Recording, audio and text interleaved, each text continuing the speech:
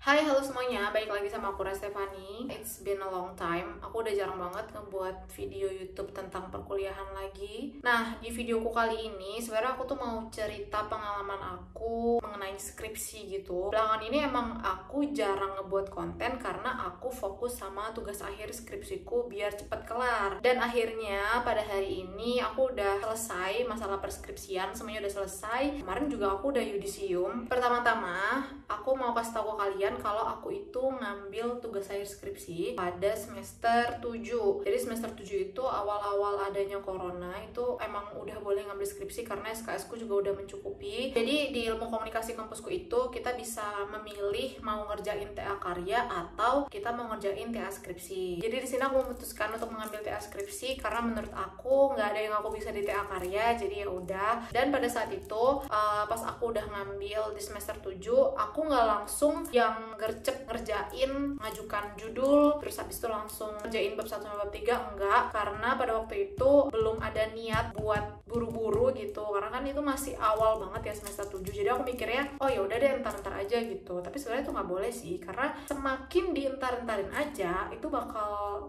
makin lama gitu loh lulusnya, karena makin ke depan kita tuh bakal ada planning-planning lain yang buat kita tuh malah menyingkirkan si skripsi itu. Jadi sebisa mungkin kalau misalnya udah diambil, kerjakan, gak apa-apa, dalam sehari itu kita ngerjainnya cuma sedikit-sedikit, tapi yang penting itu tuh dibuka dalam satu hari si skripsinya. Aku tuh udah pernah ngajuin satu judul ke dosen pembimbing aku, tapi pada waktu itu ditolak sama dosennya. Bukan ditolak sih, menurut aku itu mencari subjeknya agak sulit, jadi aku juga takut untuk mengambil judul penelitian itu. Terus ya udah aku nggak jadi ngelanjutin si judulku yang pertama itu. Kalau misalnya mau ngambil judul penelitian, menurut aku saranku kalian cari tahu dulu nanti saat penelitian kira-kira subjeknya siapa, terus objeknya apa, dan kalau bisa subjek yang udah kalian tentukan itu tuh udah pasti mau untuk digali datanya gitu. Jangan ujuk-ujuk ngebuat judul terus nanti belakangan baru mikirin gimana cara pengambilan datanya, karena itu bakal mempersulit kita sendiri sebagai peneliti. Nah, pada waktu itu setelah aku ngajukan judul kedua, itu kan aku ngebuat apa alasan aku mengambil penelitian tersebut, terus apa tujuannya, apa manfaatnya, segala macam aku ajukan ke dosen pembimbing aku. Terus habis itu kata beliau lumayan menarik. Terus akhirnya ya udah lanjut ngebuat bab 1. Nah, beda dosen pembimbing itu beda-beda ya cara pengerjaannya. Ada teman aku yang ngerjainnya itu harus per bab gitu. Jadi ngerjakan bab 1 dulu, terus kalau misalnya udah lolos bab 1 baru lanjut ke bab 2 dan bab seterusnya. Tapi kalau dosen pembimbingku waktu itu sebenarnya ada yang kayak gitu, ada yang satu-satu bab, terus ada juga yang langsung sampai bab 3 baru dikoreksi sama beliau gitu. Nah, pada saat itu aku langsung ngerjain bab 1, langsung terus lagi ke bab 2, langsung menyelesaikan juga bab 3. Setelah itu aku kirim ke dosen pembimbingku. Terus banyak revisi sih waktu itu, karena namanya juga aku peneliti baru ya, nggak pernah meneliti sebelumnya, jadi wajar aja banyak revisi. Terus setelah itu berapa bulan ya aku ngerjain bab 1 dan 3 itu, lumayan lama sih, karena aku juga kayak yang males-malesan gitu. Kalau nggak salah sih 3 bulan, setelah itu baru aku bisa sempro. Enggak, kayaknya lebih dari 3 bulan deh, soalnya itu aku ngambil TA skripsi aja semester 7 dan aku baru sempronya di semester 8. Jadi kayaknya lebih dari 3 bulan. Kemungkinan itu 1 semester aku habiskan buat mengerjakan bab 1, 2, 3 doang. Nah, setelah itu aku sempro. Jadi semproku itu di bulan April, aku inget banget. By the way, di sini aku belum jelasin kalau dosen pembimbing di jurusanku itu cuman ada 1. Karena dengan adanya kebijakan baru karya ini, jadi gak tau kenapa dia tuh pokoknya dosen pembimbingnya cuma 1. Pas sempro itu dosen pengujinya 1, dosen pembimbingnya 1, dan teman-teman yang nonton itu ada banyak. Ya tergantung kitanya sih, kita ngundang siapa aja. Jadi yang bakal datang ya teman-teman yang kita undang itu. Nah, di sini penting ya untuk ngedatengin teman-teman yang kita undang, karena kalau di kampusku itu syarat untuk mengikuti seminar proposal kita harus ada mengikuti sempronya orang lain gitu, minimal berapa ya, 3 kali sempro yang kita ikutin. Pas aku sempro itu aku udah yang menyiapkan sebaik mungkin, dan aku membuat pertanyaan untuk diriku sendiri, karena pas sempro itu udah pasti ditanya guys. Jadi nggak dosen pembimbing atau pengujinya doang yang nanya, teman-teman yang nonton pun juga dikasih kesempatan untuk bertanya. Nah, sempronya waktu itu tuh diadakannya online. Kalau misalnya sebelum adanya corona ini, sebelum adanya pandemi, itu memang sempronya diadakan offline. Nah, berhubung pada waktu itu aku masih pandemi dan kuliah juga masih online, jadi sempronya juga online. Nah, terus setelah aku sempro, udah pasti itu banyak revisi dari dosen penguji dan dosen pembimbingku. Dan asal kalian tahu, di situ setelah aku ngelakuin sempro, aku nggak ada megang lagi naskah skripsiku selama kurang lebih hampir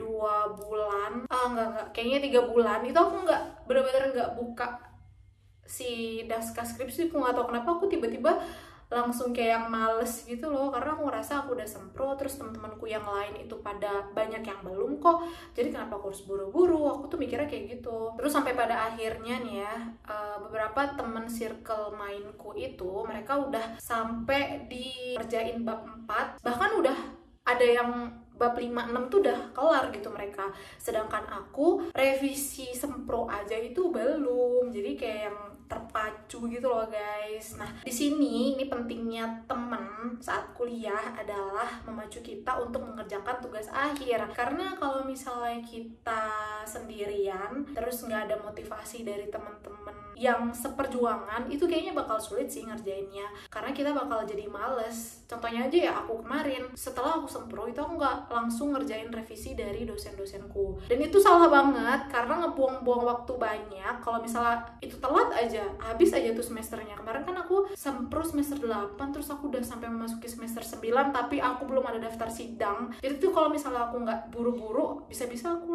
nambah semester lagi, semester 10, atau kalau belum kelar ya nambah lagi semester 11, dan gitu aja seterusnya. Kalau misalnya nggak selesai-selesai ya bakal di DO gitu, karena kan di tiap kampus punya peraturan sendiri. Kalau misalnya kita melebihi semester yang udah ditentukan dan kita nggak lulus, otomatis kita harus di DO dari kampus tersebut. Nah, udah nih singkat cerita, pokoknya pada bulan April, Mei, Juni, Juli, Agustus, anjir 5 bulan berarti aku tuh nganggurin si semproku itu.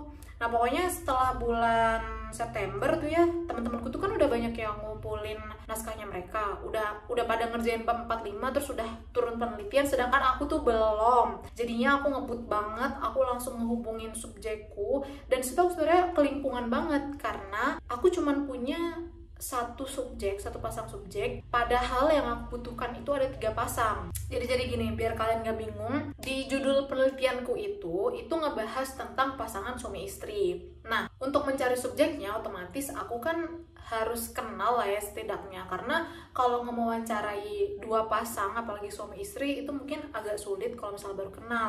Apalagi si judulku ini pasangan suami istrinya yang berasal dari luar negeri gitu, jadi suaminya bule, istrinya Indonesia. Nah, itu kan agak sedikit complicated ya, karena kan harus bisa bahasa Inggris juga, padahal di sini juga bahasa Inggris itu nggak yang bagus-bagus banget gitu. Nah, di situ ya akal-akalan kita aja gimana cara mengkomunikasikan sama si subjeknya tersebut. Nah, pada waktu itu untung aja aku tuh ada dibantu sama saudaraku, jadi aku bisa berhasil ngedapetin 1 subjek lagi. Aku juga minta tolong sama mamaku, karena mamaku tuh punya kenalan, dan kebetulan kenalannya juga tetanggaku gitu. Nah, dia tuh nikah sama bule Turki, jadi ya aku juga masukkan dia sebagai subjekku. Dan sampai akhirnya aku udah ngedapetin 3 pasang nih ya. Itu kurang lebih aku wawancara subjek doang bisa sampai 2 minggu. Dan itu termasuk cepet sih 2 minggu, karena aku udah yang berusaha ngebut banget. Teman-temanku tuh udah pada selesai penelitian gitu, udah tinggal ngegarap bab 5 sama bab 6 gitu. Udah selesai aku wawancara subjekku, mulailah itu aku mereduksi data. Tapi sebelumnya aku tuh memang nyerahin ke dosen pembimbingku itu kan revisian sempronya dulu. Padahal itu tuh sebenarnya masih banyak yang harus diperbaikin, tapi beruntungnya waktu itu aku udah bisa langsung mikir ke depannya sih, ya udahlah, sambil aku nyerahin revisian sempro, aku juga harus udah ngerjain bab 4, 5, 6 ku gitu, biar nanti kalau misalnya udah selesai nih revisiannya, lanjut penelitian, itu udah aku tinggal serahin aja bab 4, 5, 6 nya gitu. Nah, pokoknya udah selesai nih bab 4, 5, 6 ku, lanjut aku daftar sidang. Nah, sebenarnya di proses daftar sidang ini tuh panjang banget dan ribet banget. sebelum kita sidang ada persyaratan-persyaratan kayak SKPI. Jadi SKPI itu sebuah poin untuk mahasiswa di mana poin tersebut harus memenuhi baru kita boleh mengikuti sidang.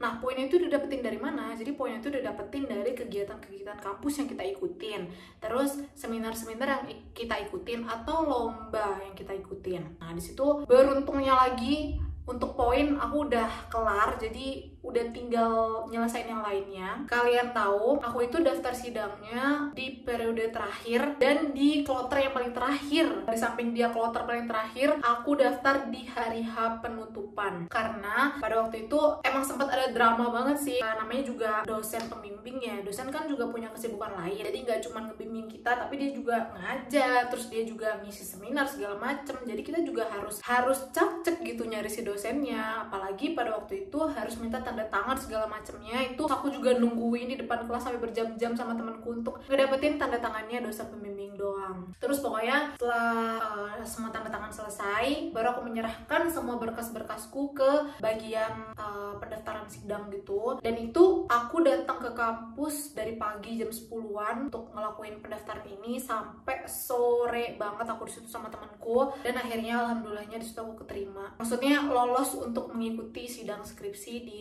periode 4 kloter terakhir tersebut. Nah, sebenarnya ada satu hal yang ngebuat aku tuh gedeg banget waktu aku ngerjain skripsi ini, karena sempat ada masalah. Dibilang masalah kecil juga enggak, karena itu bersangkutan sama naskah yang udah aku buat. Jadi nih ya, aku ceritain waktu aku mengikuti mata kuliah seminar proposal. Jadi seminar proposal itu ada mata kuliahnya guys, biar kita tuh berlatih dulu sebelum kita mengikuti seminar proposal yang beneran gitu. Nah, waktu aku mengikuti mata kuliah seminar proposal itu, dosenku nyuruh untuk mahasiswanya ngumpulin naskah-naskahnya ke beliau gitu. Terus pas waktu UAS, semua naskah mahasiswa itu dicek plagiasinya sama si dosenku ini. Dan nggak tahu gimana beliau ngeceknya, sampai akhirnya si naskahku ini itu kayak ke-publish gitu loh. Jadi pas waktu aku daftar sidang, nah daftar sidang itu kan juga harus dicek nih plagiasinya. Kalau di ilmu komunikasi itu minimal di bawah 12% atau 18 ya, aku lupa deh pokoknya aku. Nah itu tuh harus di bawah itu baru kita bisa lolos untuk mengikuti sidang. Sedangkan karena si naskahku bab 1 sampai bab 3 itu tuh udah kayak ke-publish, jadi aku kena plagiat sama diriku sendiri. Otomatis aku harus nulis ulang itu bab 1 sampai bab 3. Bahasanya tuh namanya memparafrase. Jadi udah nggak bisa diurus gitu. Sebenarnya aku udah minta pertanggungjawabannya si dosen, tapi ya dosennya sendiri bilang ya mau nggak mau harus diparafrase ulang. Jadi situ aku ngeparafrase ulang, dan itu banyak banget. Aku hampir stres, hampir nyerah, dan kayak yang yaudahlah aku mau ikut sidang periode tahun depan aja lah, nggak apa-apa. Tapi karena waktu itu dapat support dari teman-temanku, jadi alhamdulillahnya parafrase bab 1 sampai bab 3 itu kelar dalam 1 minggu. Terus pokoknya abis itu udah daftar sidang nih, aku menunggu hari keluarnya jadwal. Aku tuh yang paling bikin deg-degan bukan hari H pas sidang, tapi sebenarnya ya tetap deg-degan sih. Cuman yang paling bikin deg-degan itu pas hari keluarnya jadwal, karena kan kita nggak tahu nih kita dapat dosen penguji keduanya siapa. Ditakutkan kita mendapatkan dosen penguji yang ya contohnya aja dosen-dosen killer yang kalian nggak terlalu srek sama beliau gitu. Terus pas hari H udah diumumin nih jadwal sidangnya, alhamdulillahnya aku dapetin dosen yang aku memang nggak pernah diajar sama beliau, tapi ternyata aku tanya ke orang-orang, beliau enak gitu. Pokoknya setelah itu aku mempersiapkan semuanya sedemikian mungkin, sematang mungkin. Aku belajar 1 minggu tuh pokoknya aku habisin waktu buat belajar. Aku baca-baca lagi naskahku, aku buat PPT, dan semua PPT-nya itu per poin yang aku tulis itu sampai hafal aku, sampai aku tulis semuanya. Pokoknya sampai banyak banget kertas yang aku bawa kemana-mana untuk ngebaca ulang lagi sih naskahku. Karena kalau misalnya kita sidang terus kita nggak paham sama apa yang kita tulis, nah itu udah alamat bakal dicerca sama dosen pengujinya gitu. Sebisa mungkin kalau misalnya kita skripsi, apa yang kita tulis dari bab 1 sampai bab terakhir itu kita paham semuanya, biar nanti pas sidang, pas ditanya kita nggak yang jawabnya tuh ngangong-ngangong gitu loh. Jadi pas ditanya langsung tek oh gini pak gitu, biar dosen penguji itu tuh yakin, oh anak ini paham, oh berarti penelitiannya emang dia sendiri yang ngerjain. Karena kan memang ada ada ya mahasiswa yang dia tuh nggak ngerjain skripsinya, dia tuh bayar ngejoki, itu tuh emang ada. Jadi pas sidang itu ditanya nggak ngerti apa-apa, diragukan, dan itu bisa jadi nggak lolos alias nggak lulus sidang skripsi gitu. Sidangku beda sama teman-teman yang lain. Teman-teman yang lain tuh pada offline di kelas, di ruangan. Aku sendirian yang sidangnya offline, dan itu jaraknya sekitar 4 hari. Jadi itu harusnya aku sidang kan hari Senin, kalau nggak salah itu hari Senin pas Selasa gitu, tapi akhirnya aku sidangnya di hari Jumat, ya kayaknya hari Jumat. Pokoknya teman-temanku tuh pada datang ke rumah semua, terus aku udah nyiapin 2 device yang aku pakai laptopku sama laptop temanku. Terus ya udah, alhamdulillahnya sidang berjalan dengan lancar. Aku bisa jawab semua pertanyaannya dosen, terus revisianku juga nggak terlalu banyak. Dah, pokoknya semuanya udah berlalu. Terus setelah sidang aku udah ngerevisi, terus aku juga udah ngurus segala macam berkas-berkasnya untuk wisuda. Jadi hari ini aku udah selesai yudisium juga, dan tinggal nunggu hari wisuda. Wisudaku itu tanggal 18 Januari 2022, dan sekarang ini masih 2021 Desember. Jadi aku tinggal nunggu berapa minggu lagi. Kayaknya cerita tentang skripsiku ini sampai di situ doang sih. Alhamdulillah banget aku udah bisa menyelesaikan studiku di S1 jurusan Ilmu Komunikasi. Setelah 4 tahun aku kuliah, alhamdulillah banget aku udah selesai, dan aku berterima kasih untuk semuanya, semua teman-temanku, semua orang tuaku, pokoknya saudara-saudaraku, semua yang udah mendukung aku sampai di titik ini. Ya, senang banget ya rasanya.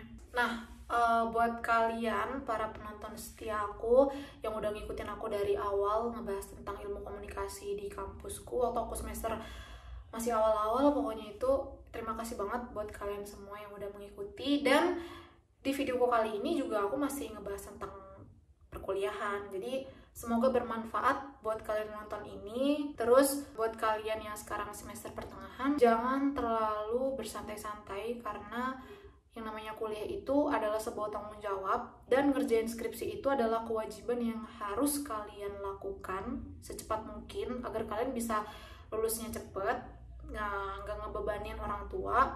Alhamdulillah ya kalau misalnya kalian bisa kuliah dengan duit sendiri, tapi buat kalian yang kuliah masih pakai duit orang tua, itu kan sayang banget kalau misalnya kalian berlama-lama di kampus, karena kalau nambah semester ya otomatis kalian juga harus bayar lagi gitu. Jadi sebisa mungkin selesaikan skripsi kalian dengan cepat, kalian carilah pekerjaan setelah kalian lulus. Ini aku juga lagi proses nyari kerja, doain semoga aku bisa dapat kerjaan yang enak dan masih di Malang-Malang aja. Pokoknya itu aja deh pesan dari aku. Dan buat kalian yang udah nonton ini sampai selesai, alhamdulillah terima kasih ya, ini cukup panjang durasinya. Buat kalian yang belum follow aku di Instagram, kalian bisa follow Instagram aku di @rastefani. Dan buat kalian yang belum subscribe ke channel ini, jangan lupa untuk subscribe dulu. Terus buat kalian yang ingin mencari tahu tentang ilmu komunikasi, kalian bisa buka video-video lama aku. Di situ aku banyak ngebawain cerita-cerita tentang kuliah ilmu komunikasi. Oke, sampai jumpa di video-video aku selanjutnya. Bye.